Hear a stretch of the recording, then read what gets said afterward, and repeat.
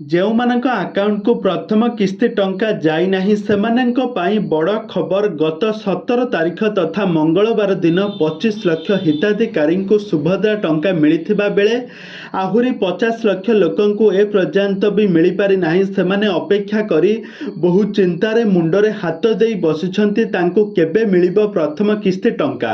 ଏ ନେଇ ବଡ଼ ଦ୍ୱନ୍ଦ୍ୱରେ ପଡ଼ିଛନ୍ତି 50 ଲକ୍ଷରୁ ଊର୍ଦ୍ଧ୍ୱ ହିତାଧିକାରୀମାନେ। ଏ ପ୍ରଶ୍ନର ସଠିକ୍ ଉତ୍ତର ଦେବା ପାଇଁ ଆଜି ନିଜେ ସୋସିଆଲ ମିଡ଼ିଆରେ ଲାଇଭ୍ ଆସି ଆଜି ଉପମୁଖ୍ୟମନ୍ତ୍ରୀ ପ୍ରଭାତୀ ପରିଡ଼ା ଏ ସମ୍ପର୍କରେ ମୁହଁ ଖୋଲିକି କହିଛନ୍ତି। ଆଉ ପ୍ରଭାତୀ ପରିଡ଼ା ଆଜି କିଛି ଏମିତି ବଡ଼ ଘୋଷଣା କରିଛନ୍ତି ଯାହାକୁ ଶୁଣିଲେ ଆପଣମାନେ ମଧ୍ୟ ଆଶ୍ଚର୍ଯ୍ୟ ହୋଇଯିବେ। ତେବେ ଦର୍ଶକ ବନ୍ଧୁ, ଏ ସମ୍ପର୍କରେ କ'ଣ ରହିଛି ଅଧିକ ଅପଡେଟ୍ ଆସନ୍ତୁ ଆଜିର ଏହି ଭିଡ଼ିଓ ମାଧ୍ୟମରେ ଜାଣିବା। ତ ସେଥିପାଇଁ ଆପଣମାନେ ଆଜିର ଭିଡ଼ିଓଟିକୁ ପୁରା ଶେଷ ପର୍ଯ୍ୟନ୍ତ ଦେଖନ୍ତୁ। ଆଉ ଏହା ପୂର୍ବରୁ ଯଦି ଆପଣମାନେ ଆମ ଚ୍ୟାନେଲକୁ ସବସ୍କ୍ରାଇବ୍ କରିନାହାନ୍ତି ତାହେଲେ ସବସ୍କ୍ରାଇବ୍ କରି ପାଖରେ ଥିବା ବେଲ୍ ଆଇକନକୁ ଦବାଇ ଦିଅନ୍ତୁ। ଆଗକୁ ଏହିଭଳି ସରକାରୀ ସମ୍ବନ୍ଧିତ ଟେକ୍ନିକ୍ ରିଲେଟେଡ୍ ସମ୍ବନ୍ଧିତ ସବୁ କିଛି ଆମ ଚ୍ୟାନେଲ ମାଧ୍ୟମରେ ସର୍ବପ୍ରଥମେ ଦେଖିବାକୁ ପାଇବେ। ପ୍ରଥମତଃ ହେଲା, ଯେଉଁମାନଙ୍କ ଆକାଉଣ୍ଟକୁ ପ୍ରଥମ କିସ୍ତି ଟଙ୍କା ଯାଇନାହିଁ ସେମାନଙ୍କ ପାଇଁ ବଡ଼ ଖବର। ମୁଖ୍ୟମନ୍ତ୍ରୀ ପ୍ରଭାତୀ ପରିଡ଼ା ଏନେଇ ବଡ଼ ସୂଚନା ଦେଇ କହିଛନ୍ତି, ସବୁ ଯୋଗ୍ୟ ହିତାଧିକାରୀଙ୍କ ଆକାଉଣ୍ଟକୁ ପର୍ଯ୍ୟାୟକ୍ରମେ 5,000 ଟଙ୍କାର ପ୍ରଥମ କିସ୍ତି ପହଞ୍ଚିବ।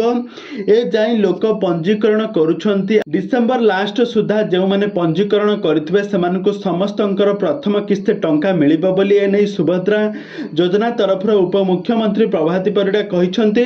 ଆଉ ସେ କହିଛନ୍ତି କି ଯେଉଁମାନେ ପ୍ରଥମ କିସ୍ତି ଟଙ୍କା ପାଇନାହାନ୍ତି ସେମାନେ ଆଦୌ ବି ଚିନ୍ତା କରନ୍ତୁ ନାହିଁ। ସମସ୍ତଙ୍କୁ ଯୋଗ୍ୟ ମହିଳା ହିତାଧିକାରୀଙ୍କୁ ମାନଙ୍କୁ ସମସ୍ତଙ୍କୁ ଟଙ୍କା ମିଳିବ। ସେମାନେ ଆଦୌ ଚିନ୍ତା ନକରି ବେଶ୍ ଖୁସିରେ ରୁହନ୍ତୁ। ଆପଣମାନେ ଆବେଦନ କରିଛନ୍ତି ମାନେ ଆପଣମାନଙ୍କୁ ନିଶ୍ଚୟ ମିଳିବ। ଆପଣମାନେ ଜମାରୁ ବି ବ୍ୟସ୍ତ ହୁଅନ୍ତୁ ନାହିଁ।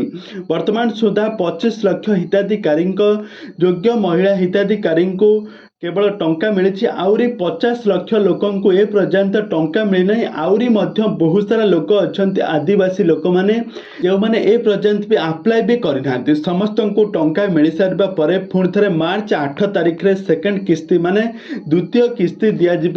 ପୁଣି ଥରେ 5,000 ଟଙ୍କା ଦିଆଯିବ। ଏମିତି କିଛି ନିଜର ମୁହଁ ଖୋଲିକି କହିଛନ୍ତି ଉପମୁଖ୍ୟମନ୍ତ୍ରୀ ପ୍ରଭାତୀ ପରିଡ଼ା।